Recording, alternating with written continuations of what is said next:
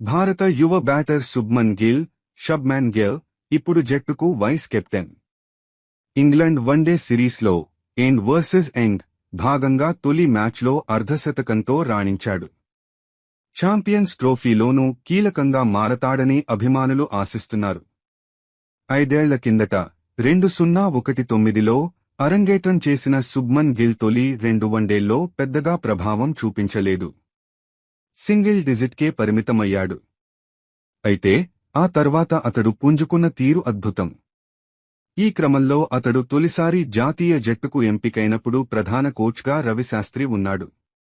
నాడు సంజయ్ బంగర్ బ్యాటింగ్ కోచ్గా బాధ్యతలు నిర్వర్తించిన సంగతి తెలిసిందే. తాజాగా ఓ ఇంటర్వ్యూలో గిల్ ఎంట్రీపై బంగర్ ఆసక్తికర వ్యాఖ్యలు చేశాడు. గిల్కు సంబంధించి ఫస్ట్ గ్లింప్స్ ఇప్పటికీ నాకు గుర్తుంది. జట్టు కోసం నెట్ సెషన్లో అతడు పాల్గొన్నాడు. జాతీయ జట్టులో ఆడాలంటే తప్పనిసరిగా దానిలో సాధన చేసి అక్కడి నుంచి ఆమోదం లభిస్తేనే అవకాశం దొరుకుతుంది.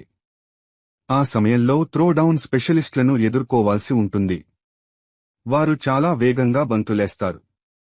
అయితే గిల్కు సంబంధించి ఫస్ట్ గ్లింప్స్ ఇప్పటికీ నాకు గుర్తుంది. జట్టు కోసం నెట్ సెషన్లో అతడు పాల్గొన్నాడు. జాతీయ జట్టులో అయితే గిల్ మాత్రం తనకు జరిగిన స్క్రీనింగ్ టెస్టులో ప్రధాన కోచ్ రవిశాస్త్రిని ఆకట్టుకున్నాడు. అంతర్జాతీయ క్రికెట్కు ఓ ప్లేయర్ సిద్ధంగా ఉన్నాడు. అతడి అరంగేట్రం ఖాయం అని నాతో అన్నాడు. గిల్ సాధించిన తొలి ఇంపాక్ట్ అదే అని సంజయ్ బాంగర్ వెల్లడించాడు. వన్డేల్లో మరో 85 పరుగులు చేస్తే అరుదైన ఘనతను శుభ్మన్ గిల్ తన ఖాతాలో వేసుకోనున్నాడు. ప్రస్తుతం 48 మ్యాచుల్లో 2415 పరుగులతో ఉన్న గిల్ అత్యంత వేగంగా 2500 మార్ను అందుకున్న క్రికెటర్గా మారే అవకాశం ఉంది. అలా చేయాలంటే ఇంగ్లండ్లో రెండో వన్డేలో 85 పరుగులు రాబట్టాలి. అప్పుడు 50 మ్యాచుల్లోపే 2500 పరుగులు చేసిన తొలి క్రికెటర్గా రికార్డు సృష్టిస్తాడు. దక్షిణాఫ్రికా మాజీ క్రికెటర్ హషీమ్ ఆమ్లా 53 మ్యాచుల్లో ఈ మార్ను అందుకున్నాడు. తొలి వన్డేకు ముందు విరాట్ కోహ్లీ మోకాలి గాయంతో పక్కకు వైదొలిగిన సంగతి తెలిసిందే. ఇప్పుడు రెండో మ్యాచ్కు సిద్ధమని ప్రస్తుత బ్యాటింగ్ కోచ్ హితాంశు కోటక్ వెల్లడించాడు. ఎవరిని పక్కన పెడతారనే ప్రశ్నకు మాత్రం ఆయన సమాధానం ఇవ్వలేదు.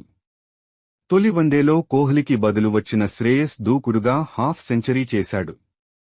అతడిని బెంచ్కు పరిమితం చేయొద్దని ఇప్పటికే పలువురు మాజీలు సూచించారు. ఇక వైస్ కెప్టెన్ గిల్ కూడా హాఫ్ సెంచరీ చేశాడు.